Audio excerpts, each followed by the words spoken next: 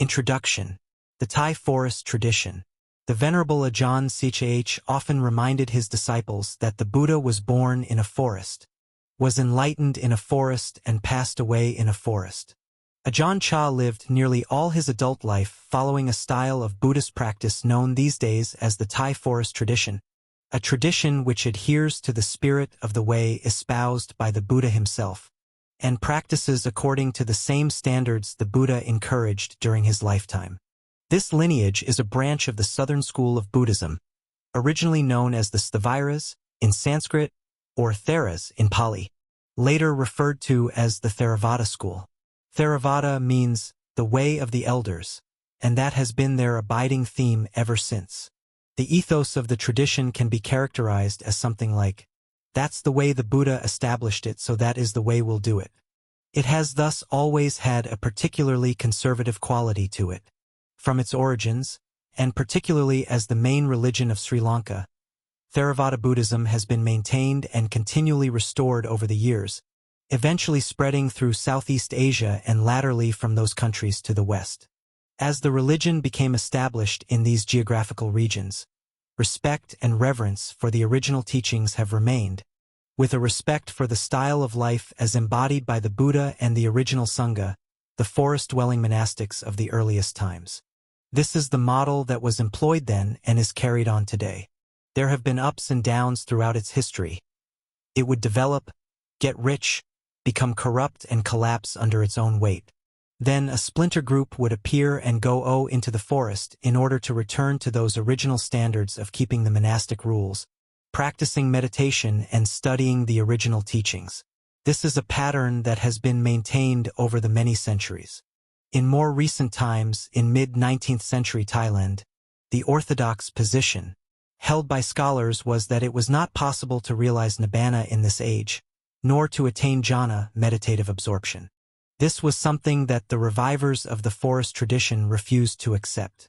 It was also one of the reasons for which they were deemed by the ecclesiastical hierarchy of the time to be mavericks and troublemakers, and it lies behind the obvious distance many of them, Ajahn Chah included, kept from the majority of study monks of their own Theravada lineage as well as their refrain that you don't get wisdom from the books. One might find such sentiments presumptuous or arrogant, unless it is appreciated that the interpretations of scholars were leading Buddhism into a black hole. Thai forest monastics had the determination to focus on the lifestyle and on personal experience rather than on book study, especially the commentaries. In short, it was just the kind of situation that made the spiritual landscape ripe for renewal, and it was out of this fertile ground that the revival of the forest tradition emerged. Ajahn Mun. The Thai forest tradition would not exist as it does today were it not for the influence of one particular great master, Ajahn Mun. Venerable Ajahn Mun Buddhadatta was born in Yubin province in the 1870s. After his ordination as a bhikkhu, he sought out Ven. Ajahn saw one of the rare local forest monks and asked him to teach him meditation. He had also recognized that a rigorous adherence to the monastic discipline would be crucial to his spiritual progress. Though both of these elements, i.e., meditation and strict discipline, might seem unremarkable from the vantage point of the present day, at that time monastic discipline had grown extremely lax throughout the region and meditation was looked upon with great suspicion. In time, Ajahn Mun successfully explained and demonstrated the usefulness of meditation and became an exemplar of a much higher standard of conduct for the monastic community. He became the most highly regarded of spiritual teachers in his country, and almost all of the most accomplished and revered meditation masters of the 20th century in Thailand were either his direct disciples or were deeply influenced by him. Ajahn Chah was among them. Ajahn Chah was born in a village in Yubin province, northeast Thailand. At the age of 9, he went to live in the local monastery. He was ordained as a novice, and at the age of 20 took higher ordination. He studied basic Dhamma, the discipline and other scriptures, and later became a wandering Tudong One bhikkhu. He traveled for a number of years in the style of an ascetic bhikkhu, sleeping in forests, caves and cremation grounds, and spent a short but enlightening period with Ajahn Mun himself. In 1954, he was invited to settle in a forest near Bangor, the village of his birth. The forest was uninhabited and known as a place of cobras, tigers, and ghosts. More and more bhikkhus, nuns and laypeople came to hear his teachings and stay on to practice with him, and as time went by, a large monastery formed and was given the name Wat Pa Pong. There are now disciples of Ajahn Chah living, practicing meditation and teaching in more than 300 mountain and forest branch monasteries throughout Thailand and the West. Although Ajahn Chah passed away in 1992, the training that he established is still carried on at Wat Pa Pong and its branches. There is usually group meditation twice a day and sometimes a talk by the senior teacher, but the heart of the meditation is the way of life. The monastics do manual work, dye and sew their own robes, make most of their own requisites, and keep the monastery buildings and grounds in immaculate shape. They live extremely simply, following the ascetic precepts of eating once a day from the alms bowl and limiting their possessions and robes. Scattered throughout the forest are individual huts where bhikkhus and nuns live and meditate in solitude, and where they practice walking meditation on cleared paths under the trees. In some of the monasteries in the West and a few in Thailand, the physical location of the center dictates that there might be some small variations to this style. For instance, the monastery in Switzerland is situated in an old wooden hotel building at the edge of a mountain village. However, regardless of such differences, the same spirit of simplicity, quietude, and scrupulosity sets the abiding tone.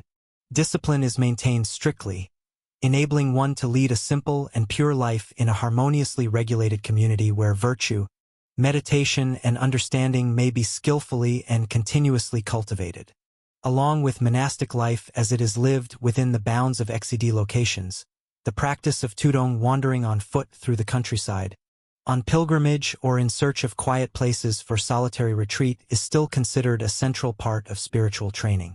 Even though the forests have been disappearing rapidly throughout Thailand, and the tigers and other wild creatures so often encountered during such tudong journeys in the past have been depleted almost to the point of extinction, it has still been possible for this way of life and practice to continue.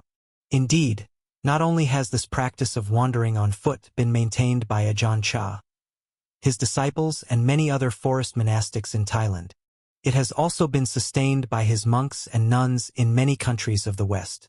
In these situations, the strict standards of conduct are still maintained. Living only on almsfood freely aired by local people, eating only between dawn and noon, not carrying or using money, sleeping wherever shelter can be found.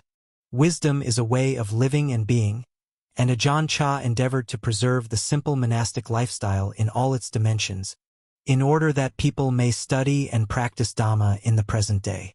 From the beginning, Ajahn Chah chose not to give any special treatment to the Farang Western monks who came to study with him, but to let them adapt to the climate, food, and culture as best they could, and use the experience of discomfort for the development of wisdom and patient endurance.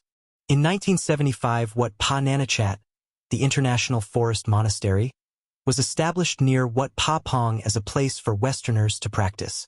The people of Bung Wai village had been long-standing disciples of Ajahn Chah and asked him if the foreign monks could settle there and start a new monastery.